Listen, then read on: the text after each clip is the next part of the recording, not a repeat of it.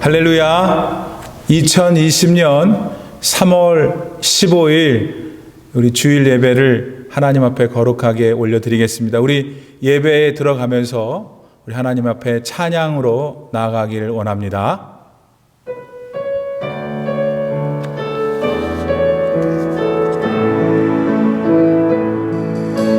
예수 우리 왕이여, 이곳에 오소서. 보좌로 주여 임하사 찬양을 받아 주소서. 주님을 찬양하오니 주님을 경배하오니 왕이신 예수여 오셔서 좌정하사 다스리소서. 예수 우리 왕이여, 예수 우리 왕이여, 이곳에 오소서. 보좌로 주여 임하사 찬양을 받아 주소서. 주님을 찬양하오니 주님을 경배하오니 왕이신 예수여 오셔서 좌정하사 다스리소서.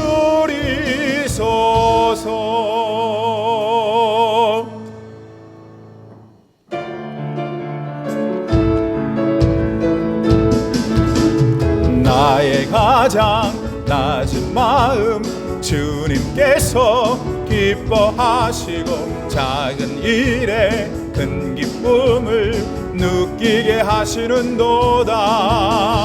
내가 지쳐 무력할 때 주님 내게 힘이 되시고 아름다운 하늘나라 내 맘에 두시는도다. 우리에게 축복하신 하나님 사랑, 낮은 자를 높여주시고 아름다운 하늘나라 허락하시고 내 모든 것 예비하시네. 찬양함의 기쁨을 감사함의 평안을 간구함의 하나님 알도록 하셨네. 나의 가장 낮은 마음, 나의 가장 낮은 마음 주님께서 기뻐하시고 아름다운 기쁨을 느끼게 하시는도다. 내가 지쳐 무력할 때 주님 내게 힘이 되시고 아름다운 하늘나라 내 맘에 주시는도다. 우리에게 축복하신 하나님 사랑, 낮은 자를 높여주시고 아름다운 하늘나라 허락하시고 내 모든 것 예비하시네. 찬양함의 기쁨을 감사함의 평안을 간구함의 하나님 알도록 하셨네.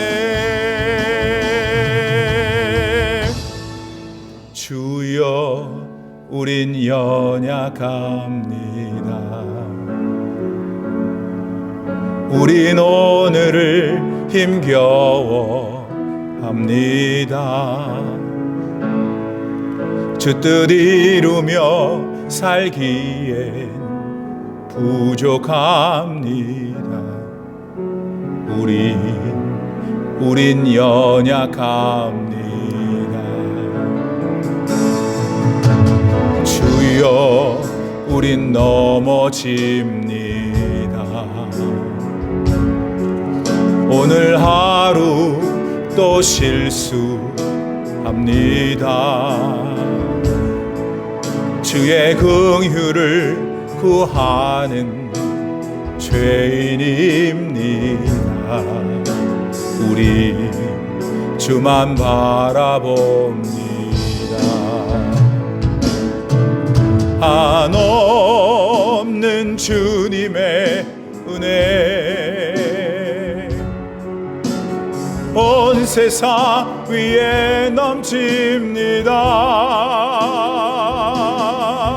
가릴 수 없는 주의 영광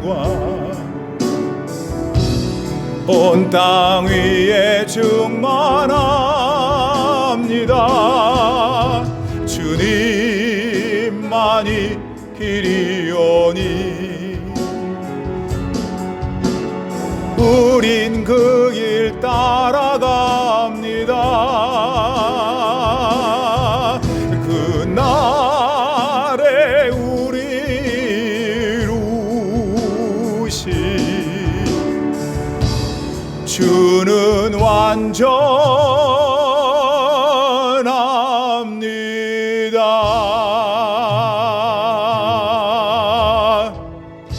사랑하는 성도님들, 완전하신 우리 하나님 앞에 신령과 진리로 예배를 드립시다. 다 같이 묵도하심으로 하나님 앞에 산 제사를 올려 드립니다. 주님, 이 시간 저희들과 함께하여 주시옵소서. 성령으로 이끌어 주시옵시고 이 예배 가운데 성령님 도와주시옵소서. 만복의 근원이 되시는 살아계신 우리들의 아버지 하나님, 오늘 이렇게 복되고 귀한 주님의 날을 허락하여 주시옵시고 사랑하는 모든 교우들이 마음과 뜻과 정성을 다하여 이렇게 함께 영상으로 예배를 드리게 해주시니 만만 감사를 드립니다. 하나님 아버지, 이 예배 가운데 성령께서 역사하심으로 모두가 다 하나님의 음성을 듣고 위로를 받고 치료를 받으며 성령 충만한 역사가 일어나게 하시옵소서. 예수님의 이름으로 간절히 기도 올리옵나이다. 아멘. 이제는 사도신경으로 우리의 믿음을 하나님 앞에 고백드립니다. 전능하사 천지를 만드신 하나님 아버지를 내가 믿사오며 그 외아들 우리 주 예수 그리스도를 믿사오니 이는 성령으로 잉태하사 동정녀 마리아에게 나시고 본디오 빌라도에게 고난을 받으사 십자가에 못 박혀 죽으시고 장사한 지 사흘 만에 죽은 자 가운데서 다시 살아나시며 하늘에 오르사 전능하신 하나님 우편에 앉아 계시다가 저리로서 산자와 죽은 자를 심판으로 오시리라. 성령을 믿사오며 거룩한 공회와 성도가 서로 교통하는 것과 죄를 사하여 주시는 것과 몸이 다시 사는 것과 영원히 사는 것을 믿사옵나이다. 아멘. 우리 다 같이 찬송가 382장을 힘차게 부르겠습니다.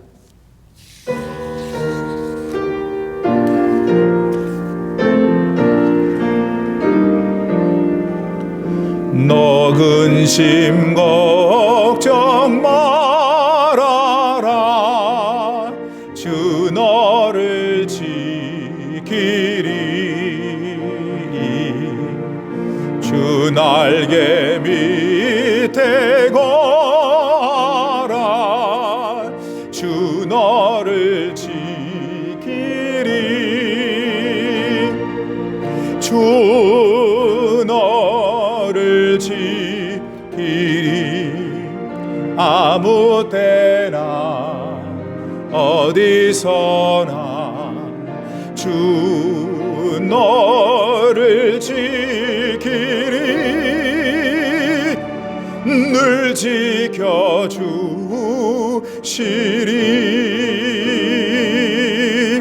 어려워 나심될 때에 주 너를 지키리. 위험한 일을 당할 때 주 너를 지키리. 주 너를 지키리.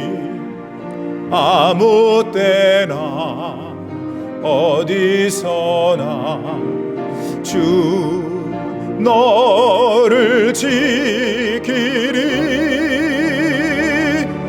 늘 지켜주시리.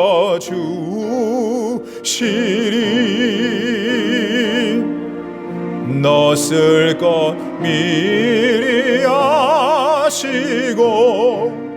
주 너를 지키리. 구하는 것을 주시며 주 너를 지키리. 주 너를 지키리. 아무 때나 어디서나 주 너를 지키리. 늘 지켜주시리.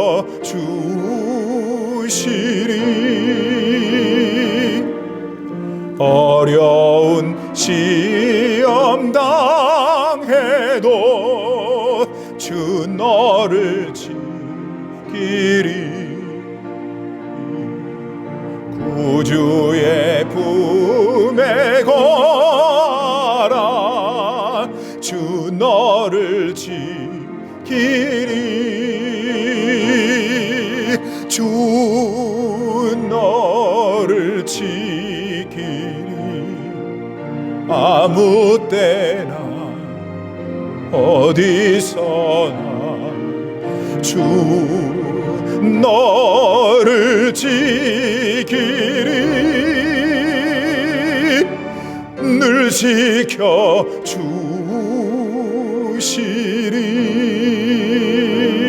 지켜주시리.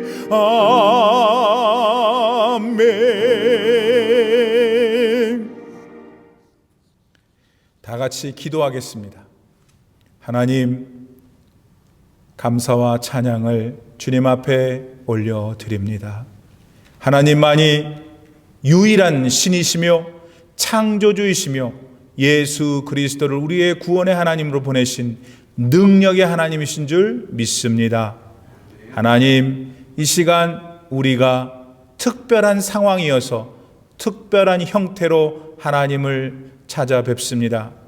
성령 하나님, 예배를 드리는 모든 주의 권속들 한 분 한 분의 마음 심령 속에 함께 하시어서 주님이 주시는 놀라운 은혜와 사랑으로 충만한 예배 되게 하여 주옵소서.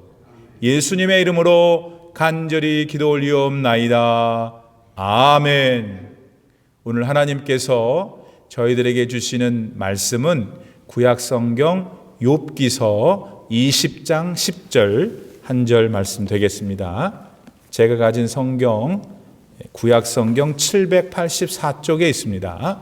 욥기서 23장 10절 다 같이 한 절 말씀 합독하시겠습니다. 시작. 그러나 나의 가는 길을 오직 그가 아시나니 그가 나를 단련하신 후에는 내가 정금같이 나오리라. 아멘.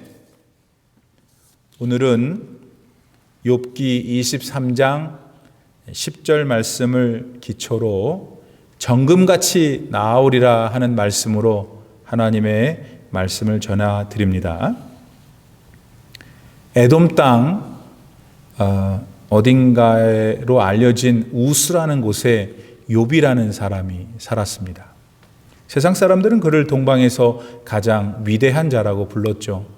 아마도 그가 가진 엄청난 재산 때문이었을 겁니다. 또 하나님을 경배하고 하나님을 섬기는 데 있어서 그는 정직했고 의로웠기 때문입니다. 욥은 아들이 7이었고 딸이 3이었는데 모두들 참 믿음으로 잘 키웠어요. 한 예를 들어보면 이렇습니다. 자녀들이 생일 잔치를 다 마치고 나면 욥은 반드시 그 이후에 하나님께 번제를 올려드렸습니다. 왜냐하면 혹시 아이들이 자기들 잔치 파티를 하는 동안에 무슨 죄를 지었으면 어떨까 하고 하나님 앞에서 염려했기 때문입니다. 그렇게 욥은 하나님 마음에 합한 사람이었습니다. 그런데 어느 날 너무나도 끔찍한 일이 욥에게 일어났습니다. 그 많던 재산이 하루아침에 다 날아갔어요. 뿐만 아니라 더 까무러칠 일은 자식들 열이 한날 다 죽습니다. 광풍이 불어왔는데 집이 무너져 내렸어요. 그 집 안에 하필 욥의 10자식 모두가 다 들어있었던 것이죠. 하루아침에 몰살당한 거예요. 그리고 그게 끝이 아니었습니다. 욥 본인한테는 원인도 모를 피부병이 생깁니다. 그래가지고 얼마나 근지러운지 막 적적 긁어대는 욥을 보게 됩니다. 정말 남의 일이지만 너무 참혹합니다. 그게 만약에 나한테 일어나면 어떨까 생각하면 너무나 무섭고 또 그 사람을 생각할 때는 마음이 안 됐습니다. 여러분도 그렇지 않으십니까? 근데 여러분, 왜 욥한테 이런 일들이 갑자기 일어난 걸까요? 얼핏 보기에는 참 이해가 되지 않아요? 사람들의 말대로 욥은 온전한 의인이었어요. 하나님을 경외하고 그분의 뜻대로 최선을 다해서 살았던 참 사람이었죠. 그런데도 그렇게 참혹한 일을 당했으니 잘 모르겠어요. 아무튼 욥이 너무나 안 됐어요. 그리고 왜 그렇게 어려운 일이 그런 사람한테 일어나는지 잘 모르겠습니다. 하여튼 그런 욥한테 얼마 후에 3명의 친구들이 찾아옵니다. 엘리바스, 빌닷, 그 다음에 소발이라는 친구가 찾아오죠. 친구들이 와서 욥을 보니까 여러분 얼마나 가슴이 아팠겠어요. 그래서 위로를 해줍니다. 그가 겪고 있는 처절한 상황에 대해서 가슴을 같이 아파해요. 그러면서도 그들 모두 이구동성으로 다음과 같은 주장을 욥한테 하는 거예요. 뭐라 그러냐면, 욥아, 혹시 너 하나님께 지은 죄가 있니? 그렇지 않고서 어떻게 이런 일들이 너한테 일어날 수 있겠어? 그러니까 네가 혹시 그동안 우리도 모르게 숨겨온 죄가 있으면 하나님 앞에 고백을 해. 네가 지금 고통을 당하는 건 다 너의 그 죄들 때문이야. 이렇게 말을 하는 거예요. 이런 친구들의 말을 듣고 성경을 보니까 욥이 어떻게 반응했다고 합니까? 욥은 여러분 한마디로 너무 억울했어요. 친구들이 자기의 죄를 운운하면서 막 몰아붙이니까 그게 너무나 더 괴로웠어요. 이미 괴로운데 친구들이 자기한테 죄가 있어서 그런다는 게 더 괴로웠어요. 그래서 욥은 하나님을 만나고 싶었어요. 하나님을 열심히 찾았죠. 왜? 하나님 만나서 시시비비를 가리고 싶었어요. 자기는 떳떳하다고 생각했거든요. 그러나 하나님은 침묵하셨어요. 욥은 하나님을 만날 수가 없었어요.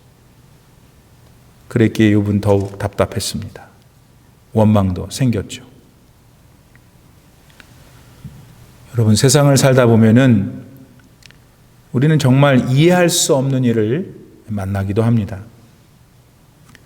그럴 때 여러분은 어떻게 하세요? 우리 믿음의 사람 그리스도인들은 그럴 때 이런 마음 자세를 가져야 옳습니다. 그건 뭐냐면, 이런 일은 하나님의 섭리 가운데 있는 것이구나.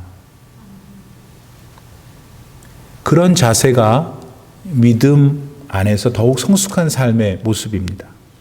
그리고 여러분의 삶을 더 윤택하게 할 수 있는 좋은 귀한 길입니다.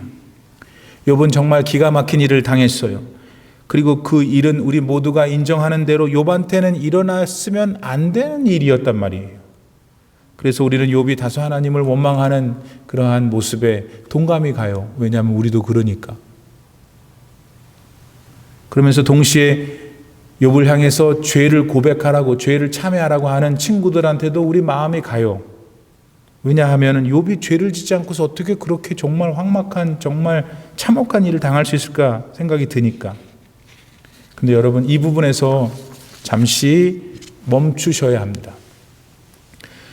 그리고 우리가 보통 갖는 어떤 일에 대한 일반적인 태도를 좀 돌아봐야 돼요.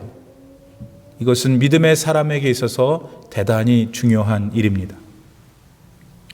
욥이 당한 일과 같은 어떤 상황을 경험하게 되면 보통 사람들은 저 사람한테 무슨 죄가 있어서 그랬을 거야 생각하기가 쉽습니다.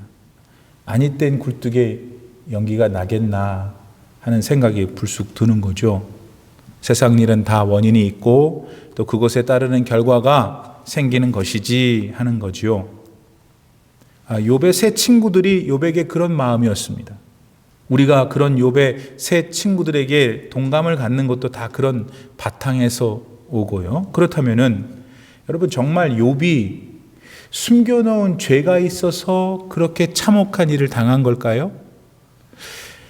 여러분, 만일 어떤 사람이 실패했다면, 그에게 나쁜 일이 일어났다면 그가 꼭 죄를 지었기 때문에 그러는 걸까요? 누가복음 13장 4절 말씀에 보면은 예수님께서 예루살렘 실로암이라는 곳에 서 있던 전망대가 무너졌는데, 그 전망대가 무너지면서 18사람이 죽어요. 그 죽은 사람들에 대한 이야기를 하셔요. 그리고는 그 말씀을 전하시며 듣는 사람들은, 너희들은 그 전망대 사고로 죽은 18명이 그 전망대가 위치하고 있는 예루살렘에 죽지 않은 다른 사람들보다 더 많이 죄를 지어서 죽은 줄 아느냐? 예수님의 답이 뭐예요? 그게 아니라는 거예요. 왜 너희들은 그 일을 당한 사람들만 생각하고 또 그들이 무엇 때문에 그런 일을 당했을까만 생각하느냐? 오히려 그런 일들을 보면서 하나님께서 혹시 나한테 저 일을 통해서 무엇을 말씀하신지를 왜 생각 안 하느냐? 다시 말해서 전망대가 무너져서 죽은 사람들은 죽지 않은 사람들보다 더 많은 죄가 있어서 죽은 것이 아니다 말씀하신 거예요. 사랑하는 여러분, 이처럼 세상에서 경험하는 어떤 일은 우리가 인식하기에 요건 옳고 요건 그러다, 이런 것으로 판별되지 않는 일도 있다는 것을 여러분이 배워야 합니다. 더 나아가서 인생들이 겪을 수도 있는 시련 가운데에는 오직 그 이유를 하나님만 아시는 것이 있다는 거예요. 다른 사람 몰라요. 우리는 몰라요. 나 자신도 몰라요. 하나님은 그 이유를 아시는 그런 일이 있다는 걸 인정해야 합니다. 그게 성숙한 신앙이에요. 그게 우리의 삶을 앞으로 더 온전하게 살 수 있는 지혜입니다. 이에 대해서 이사야 선지자는 이렇게 우리에게 알려줍니다. 이사야서 55장 8절로 9절 말씀을 보세요. 이는 나의 생각이 너희의 생각과 다르며 나의 길은 너희의 길과 다름이니라. 여호와의 말씀이니라. 이는 하늘이 땅보다 높음같이 나의 길은 너희의 길보다 높으며 나의 생각은 너희의 생각보다 높음이니라. 아멘. 맞습니다, 여러분. 창조주 하나님은 우리와 같은 인생이 아니셔요. 그분은 영원한 생명의 근원이십니다. 우리 인간을 죄에서 구원하셔 영생케 하시는 유일한 하나님이시죠.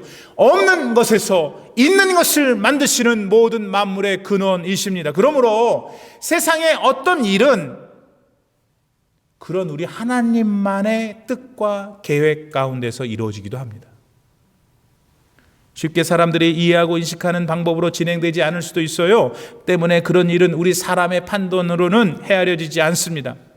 지금 온 세상에 창궐하고 있는 전염병에 대해서 누가 쉽게 함부로 이렇다 저렇다 말할 수 있습니까? 왜 그것이 시작되었는지, 언제 이것이 끝나게 될지를 아는 자가 누구입니까?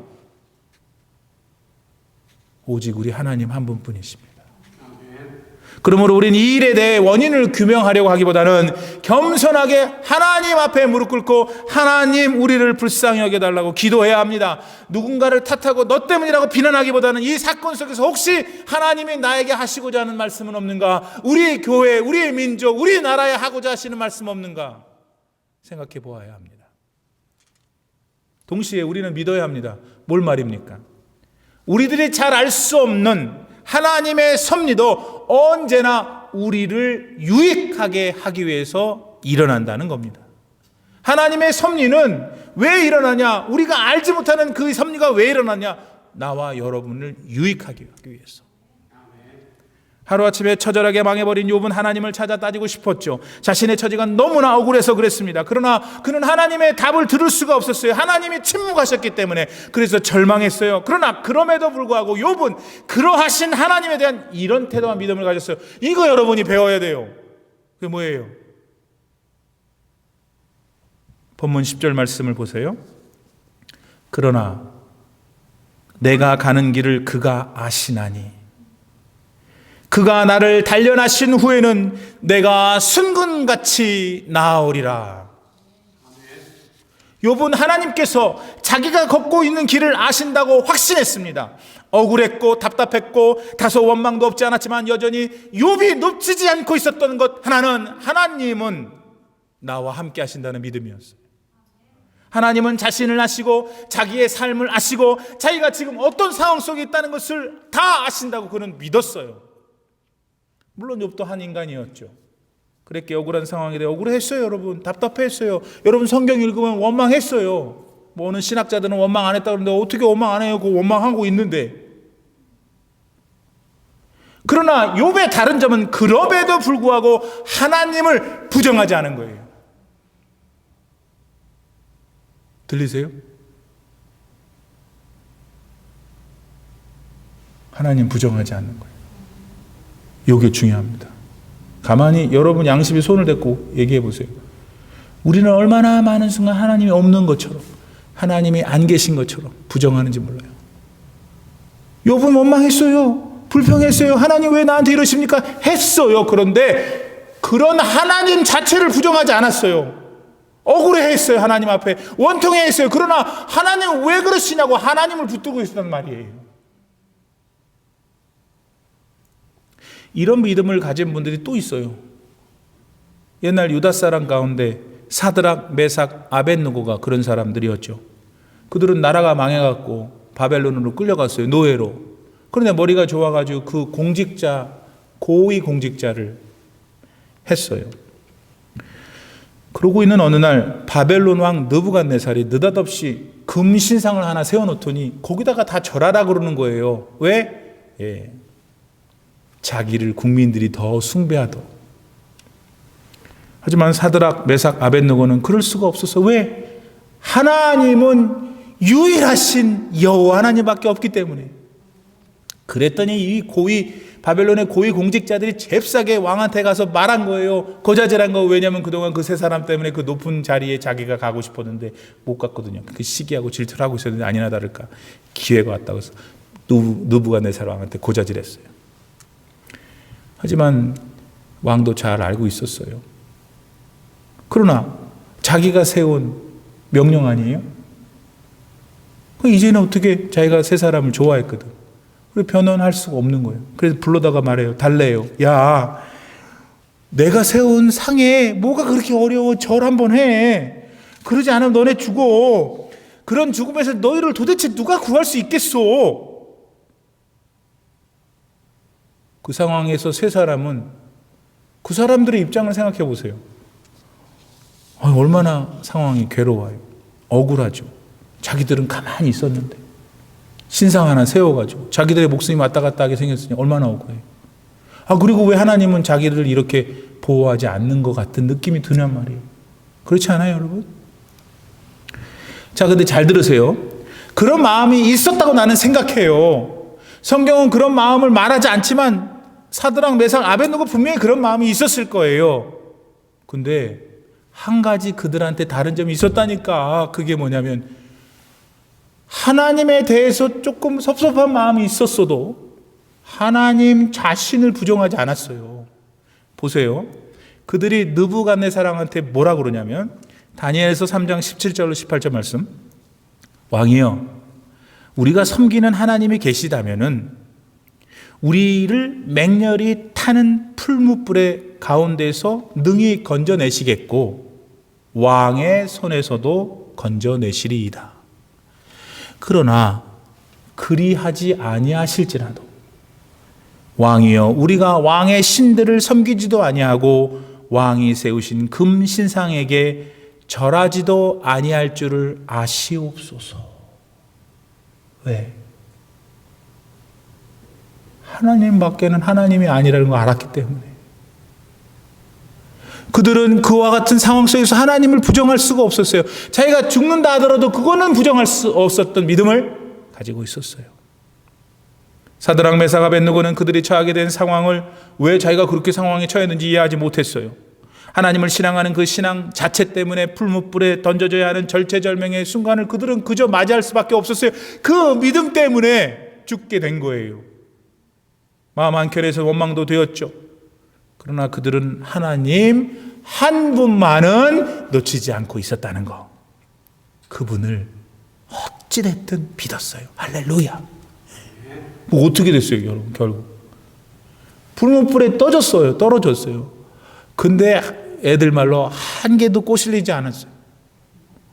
완전히 건강하게 나왔어요.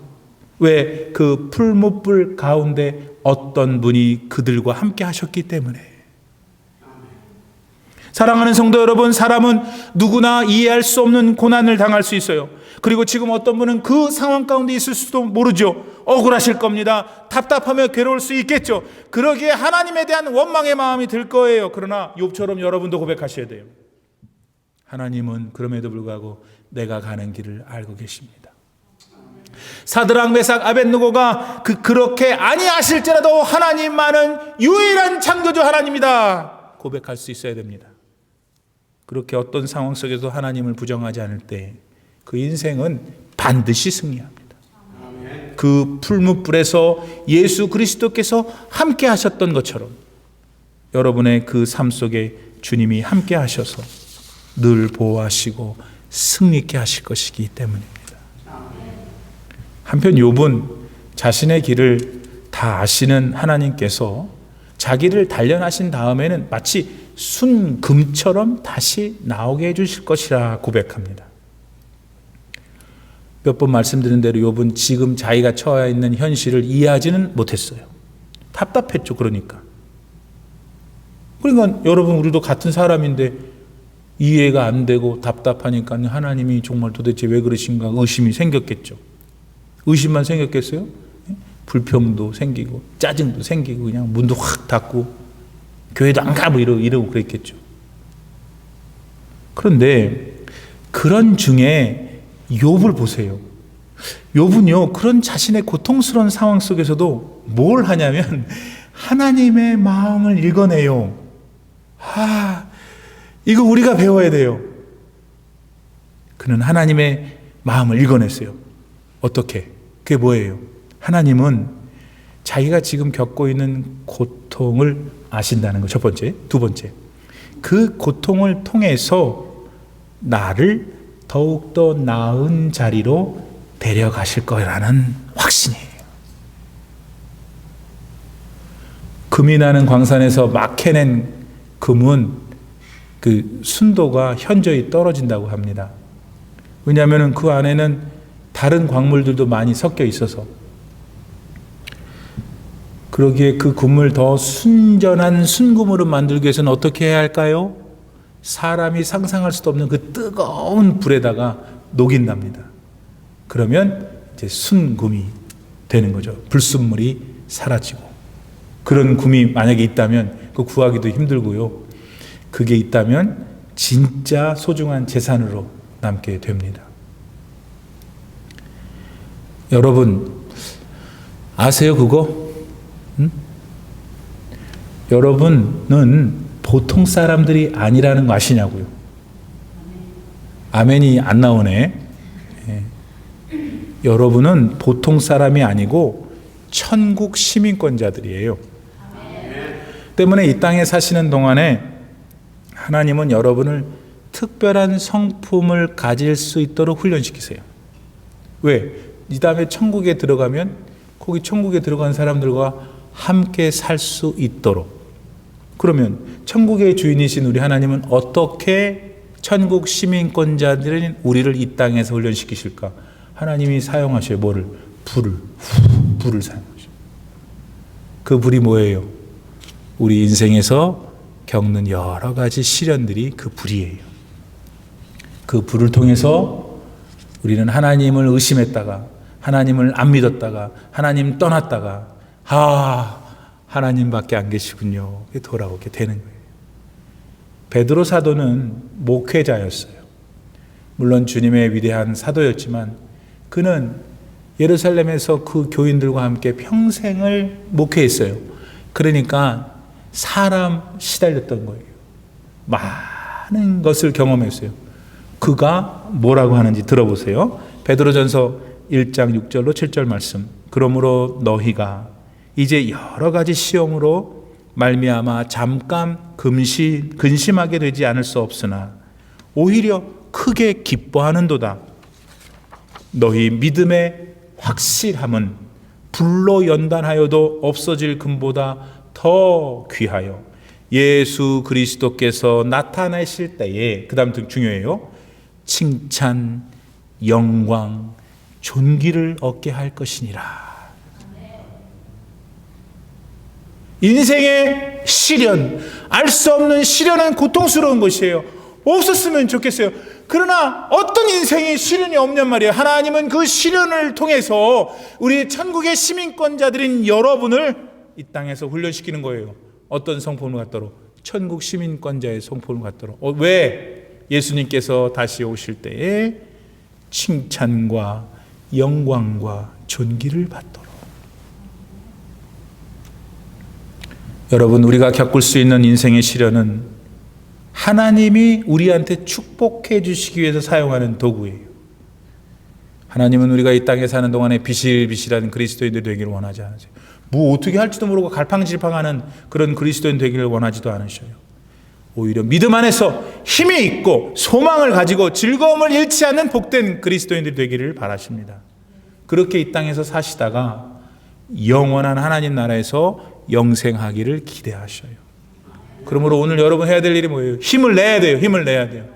환경이 녹록지 않다도 다시 믿음을 가지고 일어나야 돼요. 담대하게 믿음으로 오늘의 어려움을 잘 이기고 나서야 해요. 코로나가 왜 생긴 걸까? 생각하고 답도 찾아야 되겠죠. 그러나 이 전염병이 주는 고통 속에서 나를 향하신 하나님 마음을 찾아내야 돼요. 여러분, 그게 우리 그리스도인 지금 해야 할 축복의 기회예요. 그리고 욥처럼 하나님은 나의 가는 길을 아십니다. 내 삶을 아십니다. 나를 정금같이 나오게 하실 분이십니다. 여러분도 고백할 수 있어야 합니다.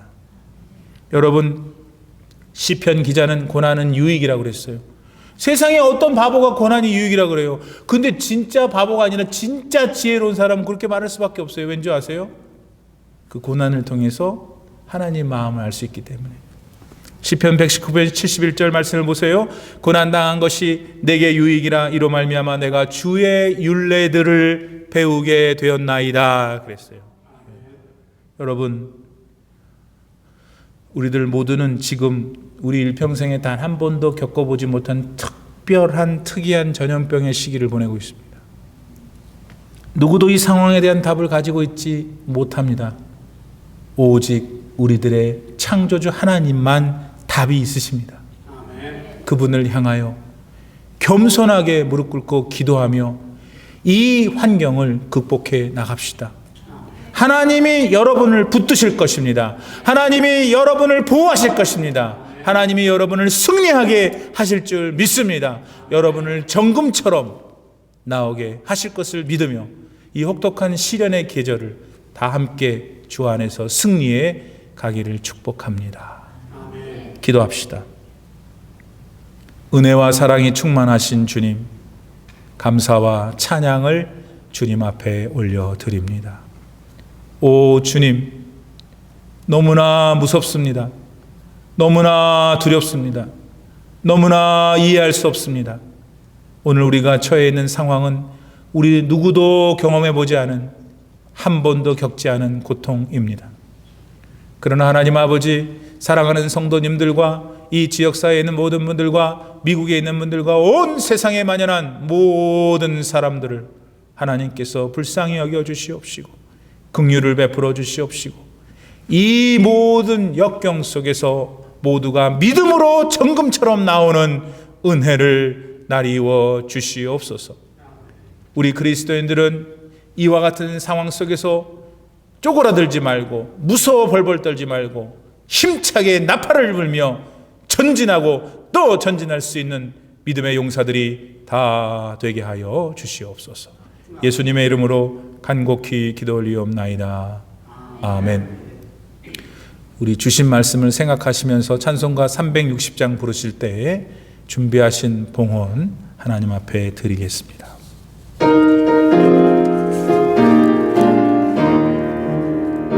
행군 나팔 소리에 주의 호령 났으니 십자가의 군기를 높이 들고 나가세. 선한 싸움 다 싸우고 의의 면류관 받았으리라. 선한 싸움 다 싸우고 의의 면류관 예루살렘 성에서 면류관 받으리. 저 요단 강 건너 우리 싸움 마치는 날 의의 면류관 예루살렘 성에서 악한 마귀 권세를 모두 깨쳐버리고 승리하신 주님과 승전가를 부르세. 선한 싸움 다 싸우고 의의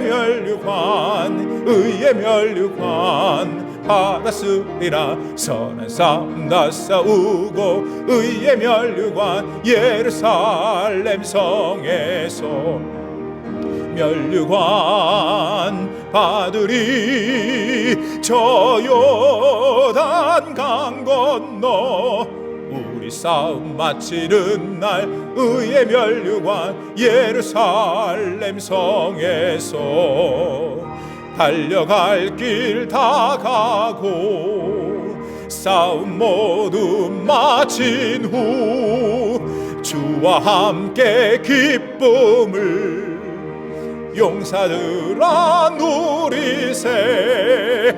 선한 싸움 다 싸우고 의의 면류관 받았으리라. 선한 싸움 다 싸우고 의의 면류관 예루살렘 성에서 면류관 받으리. 저 요단 강 건너 우리 싸움 마치는 날 의의 면류관 예루살렘 성에서. 다 같이 봉헌 기도 드리겠습니다. 살아계신 우리들의 아버지 하나님, 이 시간 순서에 따라 귀하신 성도님들이 마음과 뜻과 정성을 다하여 자원하는 심령으로 주 앞에 헌물을 드립니다. 그곳에 기록되어 있는 성도들의 마음의 소리들을 기억하여 주옵소서. 어떤 이는 10의 1조로, 어떤 이는 감사로, 어떤 이는 특별한 간구로, 또 그 외에 여러 이유들로 하나님 앞에 헌물을 드리는 성도들의 그 마음을 기쁘게 흠양하여 주시옵시고, 꼭 은혜 가운데 그들의 마음의 소원을 주 뜻 안에서 이루어 주시옵소서. 예수님의 거룩하신 이름으로 간절히 봉헌기도 드립니다. 아멘. 이 시간에는 교회 소식을 전해드리도록 하겠습니다.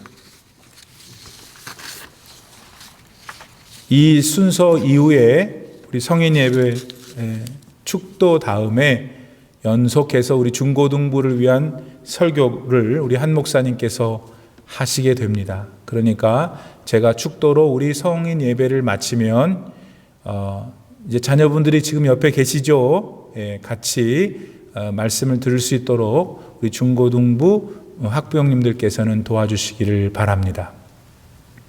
지난주에 있었던 아르헨티나 김인서 선교사님이 오셔서 진행됐던 선교 부흥회를 간단히 보고 드리겠습니다.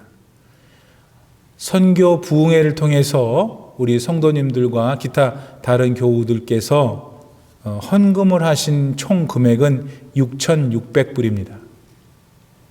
그리고 선교사님이 비행기로 오시고 또 이곳에서 머무시는 것들, 또 선교사님이 여기서 말씀을 전해주실 때 수고하신 또 강사료 등등 해서 교회에서는 2,000불을 제공했습니다. 숙박시설을 제공해 주신 저희 교우분께서 또 헌금을 하셔서 그것은 지불되지 않았고 해서 선교사님에게 개인적으로 그분이 쓰신 비행기표와 또 수고하시는 강사료 2,000불과 교우들께서 또 헌금으로 내신 6,600불 더해서 8,600불을 일단은 교회에서는 하나도 빠짐없이 다 드렸습니다. 거기에 더해서 우리 교우님들 가운데서 개인적으로 우리 선교사님한테 헌금을 또 따로 드리셨는데 제가 이제 우리 선교사님한테 들어서 잘 알고 있습니다. 해서 아르헨티나 선교사님께서 전체 약 10,000불을 우리 올림피아 하나장로교회에서 하나님으로부터 받으셔서 아르헨티나 선교지로 가지고 가셨습니다. 아마 그곳에 또 급하게 하나님께서 쓰실 일이 있으셔서 저희 교회로 보내신 줄 믿습니다. 우리 교회는 크게 대형 교회도 아니고 또 뭐 엄청나게 부자들도 많이 사시는 건 아닌데 저는 처음 봤어요. 이렇게 작은 교회에서 또 이렇게 지난번에 작년에 인도에서 오신 선교사님한테도 최선을 다하셨고 전혀 생명부지의 선교사님인데도 오직 말씀과 그분이 선교사이라는 그 사실에 기초해서 많은 헌물을 하신 우리 사랑하는 성도님들께 깊이 감사를 드리고 하나님께서도 깊이 기뻐하시고 여러분에게 축복해 주실 줄 믿습니다. 바라기는 우리 교회가 앞으로도 계속해서 이렇게 정말 세계 각지에 꼭 주님의 사랑과 도움이 필요한 선교사 혹은 선교지에 도움을 줄 수 있는 그런 윤택한 교회가 되기를 진심으로 기도합니다. 오늘 여러분께서 주일 예배 시에 가정에서 이렇게 준비해서 하나님께 드린 헌금은 이제 하나님께 드린 것인데 지금 교회에 계시질 않으니까 이렇게 하시면 좋겠어요. 이제 내일이면 월요일인데 월요일부터 늦어도 금요일까지 아무 때나 교회에 개인적으로 오시는 건 괜찮습니다. 한 목사님하고 저는 이제 계속 상주하고 있으니까 월요일은 좀 곤란하네요. 월요일은 저희들이 쉬니까 화요일부터 금요일까지 편한 시간에 아무 때나 여러분께서 오시면 우리 교회에서 헌금함을 따로 이렇게 만들어 놓겠습니다. 그러면 거기다가 이렇게 넣고 가시면은 금요일 저녁에 또 재정위원회에서 오셔서 그것을 꺼내서 또 이렇게 정리를 하도록 하겠습니다. 자, 현재 있는 자리에서 우리 다 같이 주님 다시 오실 때까지 부르시고 축도를 함으로써 일부 예배를 마치고 이 축도가 끝난 뒤에는 우리 광고드린 대로 한의환 목사님 나오셔서 중고등부 학생들을 위한 말씀을 전해드리겠습니다.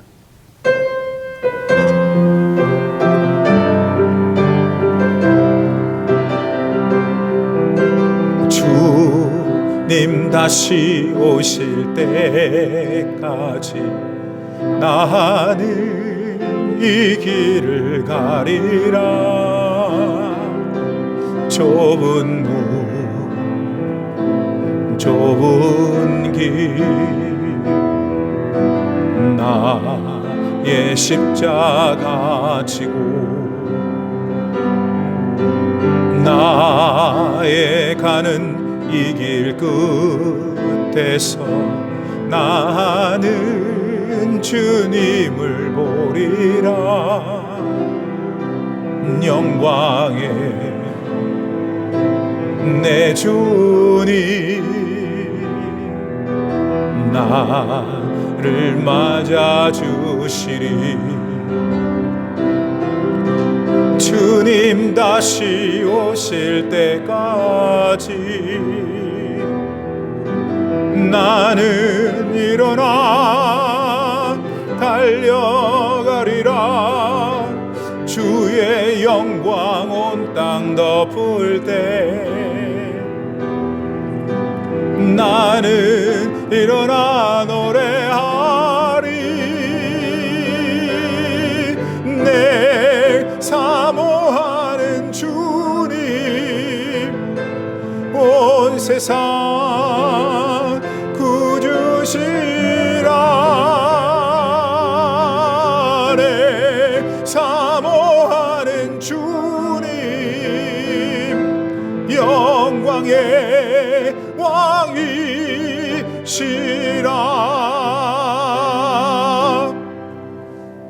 지금은 우리 구주 예수 그리스도의 무한하신 은혜와 우리 아버지 하나님의 놀라우신 사랑과 성령의 감동, 감화 충만하게 교통하심이 오늘 욥의 삶을 보고 그의 시련을 보고 그가 고백한 곳 나는 정금같이 나올 것이다 하는 그 고백을 듣고 하나님 어렵고 힘든 현실 속에서 하나님의 놀라우신 인도하심을 붙어잡고 하나님을 놓치지 않으며 능력 있게 살아 주님의 기쁨, 주님의 찬송, 주님의 영광 되기를 다짐하며 세상으로 담대하게 나아가는 귀하신 성도들 머리머리 위에 이제로부터 영원토록 함께 계시기를 간절히 축원하옵나이다.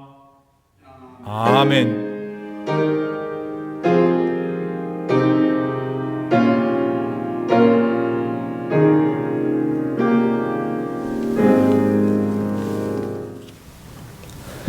Now we will begin EMI worship on March 15.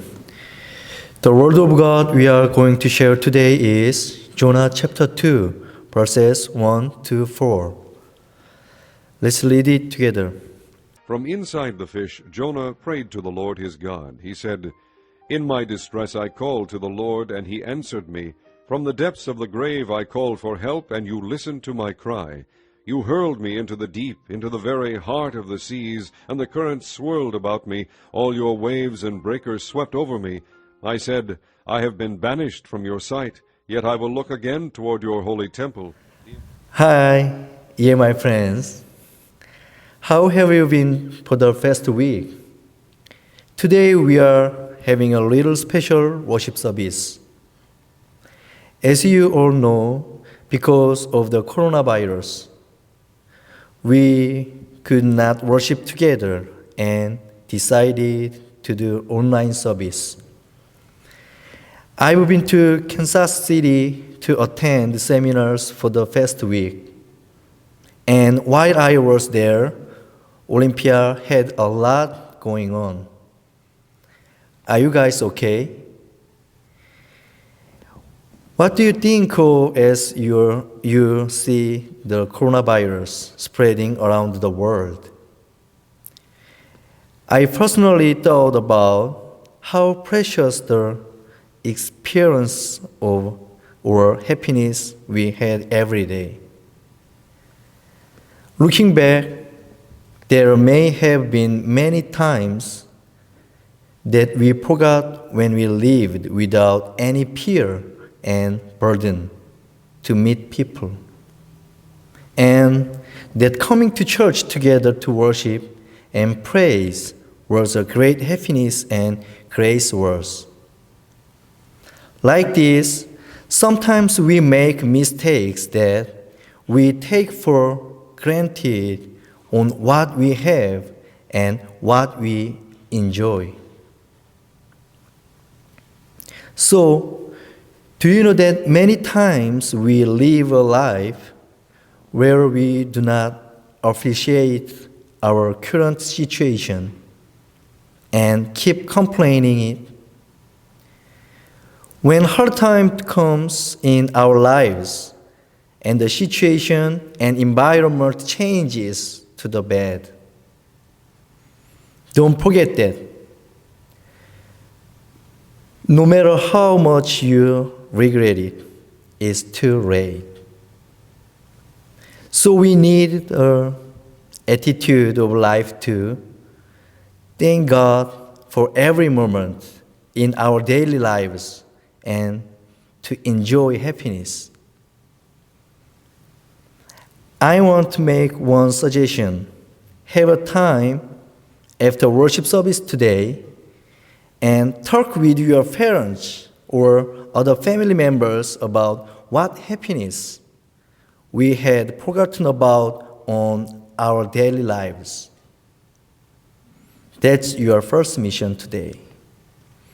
I hope you will realize what God's grace was that we didn't think about and thank for during this mission.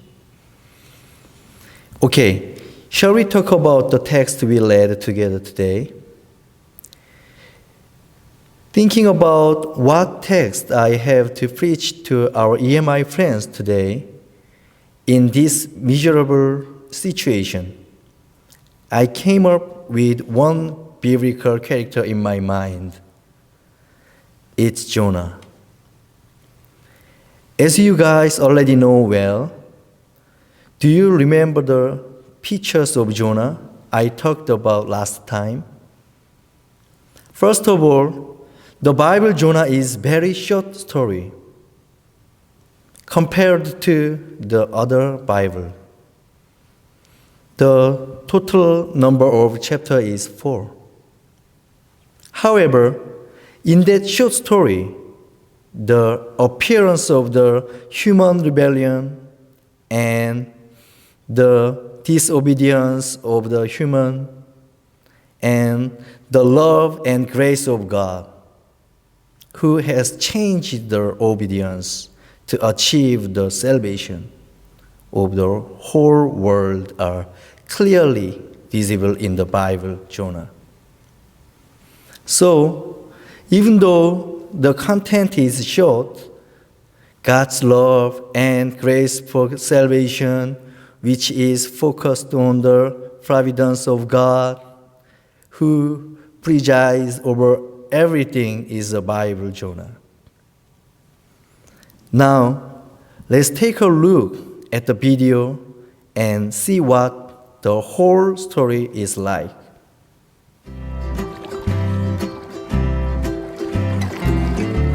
This is Jonah, and he's overboard.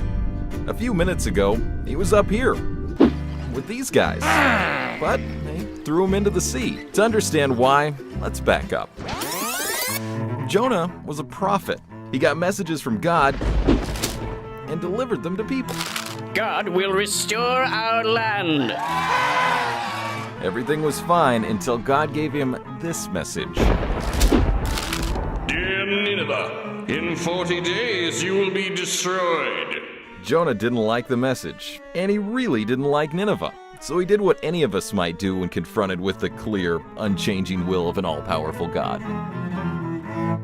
He ran. He ran in the opposite direction of Nineveh. And he didn't stop at the sea. He kept going on this boat with these guys until they realized that Jonah was the cause of this horrible storm that tossed their ship, and they tossed him overboard. That's when Jonah met the very big fish. Fish stomachs are strange places, but they get you thinking about life. And Jonah realized he'd made a mess of his. He decided that God's way is the best way, no matter what. And he got the chance to prove it. Jonah arrived in Nineveh, a foreign city filled with godless people. He knew his mission. He held his message. All that remained was a choice: speak or run. 40 days from now, Nineveh will be destroyed! With those words, Jonah went overboard again. Not like a fool being tossed to the sea, but like a man diving headfirst into destiny. And something wonderful happened. People were saved. A triumph of mercy set in motion by one man, armed with 8 words and the decision to stop running and start talking. That is the story of Jonah. And the really big fish. That's gonna leave a stink.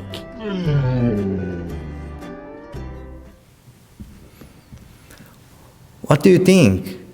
It's so simple, isn't it? Do you have any friends that makes you uncomfortable? When you guys think about bad guys, sometimes in the world we met those who think, speak, and act really bad. I have experienced meeting like those people. Didn't you guys meet those people too? What do you think of people like that? Do you hope that God will punish them right now and make them hurt? Or wishing to have a big accident to them? Or wish someone would hit them really hard? Has anyone of you thought about like this? I thought of this for many times.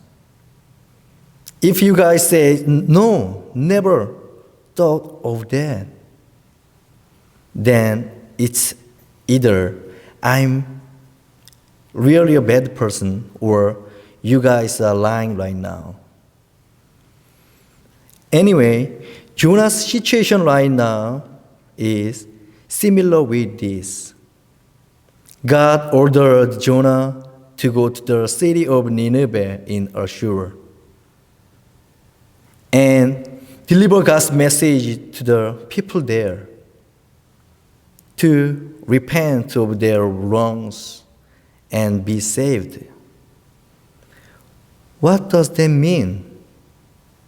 It means that the people of Nineveh are evil, but God wants to send Jonah to give them another chance. But Jonah didn't like to go because Nineveh people harassed Jonah's people, and they did all kinds of bad things. Jonah thought that they do not deserve God's salvation. So, what did he do? He didn't go to Nineveh, but went to a place called Tarshish. Today's text is showing the happenings through the journey to Tarshish. The ship met a wind tunnel, was thrown into the sea, and was put into a big fish. Jonah repented for his wrongdoing and prayed to God for repentance. How did God discipline him while looking at Jonah's rebellion? If it wasn't Jonah, wouldn't anyone has gone to Nineveh to preach the gospel? Did Jonah have any special talent? Was he a special person? No. I'm sure there would have been plenty of people to go to Nineveh and preach the gospel of God even if it wasn't Jonah. But God has done great things through Jonah, who opposed his orders and was rebellion. We could think, why don't God simply give this mission to someone else and punish Jonah for not following the order? Don't you think so? That will be so simple, then there is no need for having a storm, and won't have to prepare for big fish. But God wanted to work with Jonah, even giving him trouble and suffer. What's the reason? Because he loves Jonah and us so much. God wants us to change because he loves me and you so much. God is telling us to live as a child of God, not a secular child anymore.